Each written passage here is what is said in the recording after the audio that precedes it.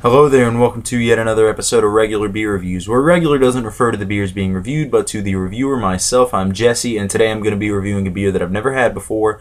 This one is from the Anchor Brewing Company out of San Francisco, California.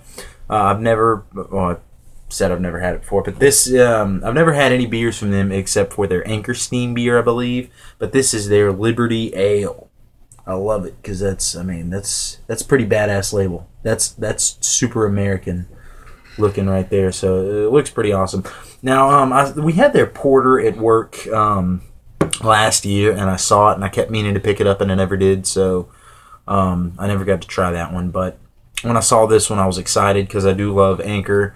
And the Anchor Brewing Company, as I understand it, Anchor Steam beer is a beer that has influenced a lot of craft brewers. It's one of the first beers in the United States that really separated itself from the macro brewing industry and set itself apart. And there's a lot of craft beer that's been inspired by this. So I love the Anchor Brewing Company, and I'm excited to try this one. So let's look at the numbers on this beer. Beer Advocate gives it as 87, which is very good, and that's with 2,914 ratings.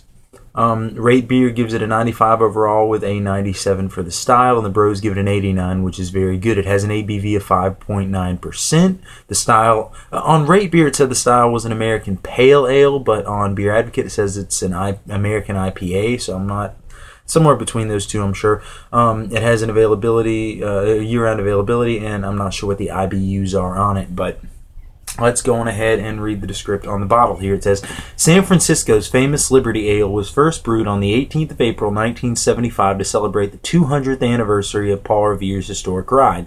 It is virtually homemade by the brewers of Anchor Steam beer in one of the smallest and most traditional breweries in the world. Liberty Ale is made with the finest barley malt, fresh whole hops, top fermenting yeast, pure water, and the simple natural methods that reflect our exceptional respect for the ancient art of brewing. It is dry hopped, a classic ale tradition, and slowly completes its fermentation in sealed vats in our cellars. This unique process creates Liberty Ale's distinctive bouquet and uncommonly delicate, entirely natural carbonation. So, awesome. Let's get it cracked open. It's funny, it says the 200th anniversary of Paul Revere's ride. People still go on about this. Paul Revere rode like 19 miles from, I believe it was Boston to, Boston to, I can never remember where Harvard is. I can never remember it. I don't know. He didn't ride far at all. There's actually a guy named, there was actually 3 riders that night. I know one of them was Israel Bissell. He rode the farthest. It was like over 300 miles on horseback.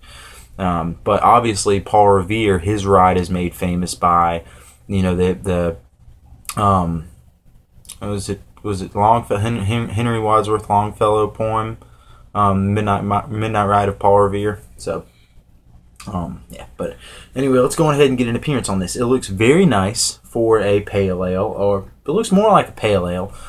Usually IPAs are a bit darker, but it's nice, hazy. I can see the shadow of my hand through it, but no definition, no detail. It's very hazy.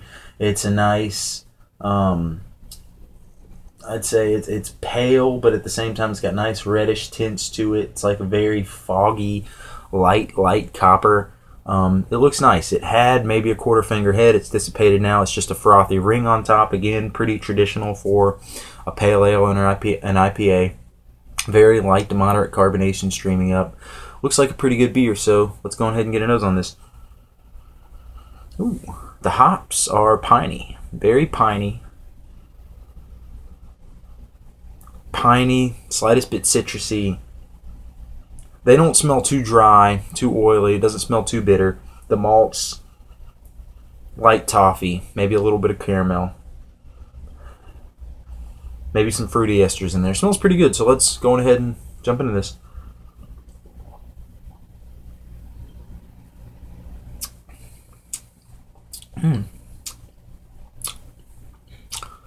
That's nice.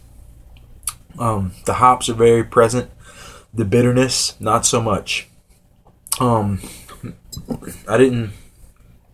I looked for it, but I didn't see a freshness date on this. But it doesn't taste like the hops have really dissipated that much. I'm thinking that this is more of a pale ale, and not because if it was a pale ale, it's right on the mark. Doesn't really taste like an IPA though. The hop presence isn't there because I'm still tasting hops. They're still really piney, citrusy, kind of this zingy. It's not too dry. The flavor's definitely there. It's just the bitterness is very low. I mean, I would take this for maybe 30 IBUs. So I would definitely say this is probably a pale ale. But it's very tasty. Right up front, you get the malts, nice pale malts, a little bit of caramel, or a little bit of toffee, a hint of caramel, sweet. And then you get this citrusy, piney malt that kind of overpowers it with just the right amount of bitterness at the end. I would say it's a pale ale, and I would say it's a delicious pale ale. This is really, really good.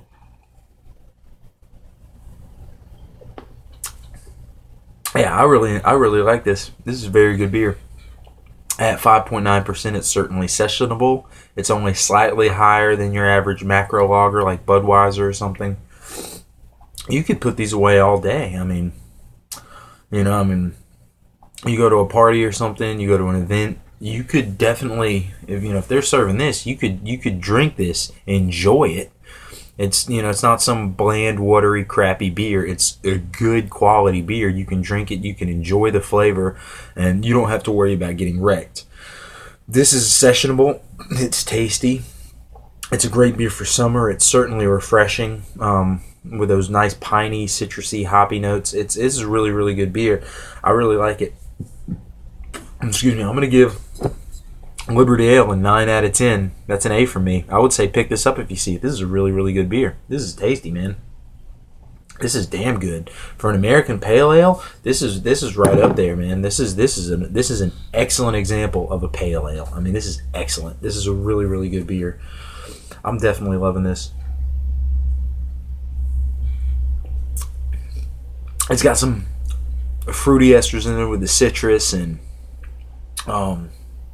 lemony, citrusy, almost like an orange zest or something. Really, really tasty. Really enjoyable beer. Great beer for summer.